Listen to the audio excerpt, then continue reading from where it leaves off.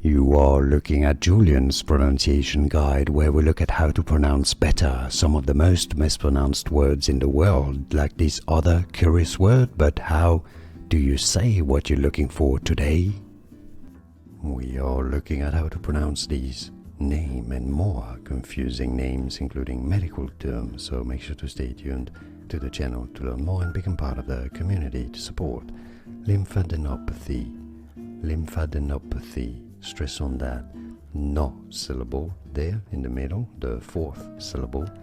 Lymphadenopathy.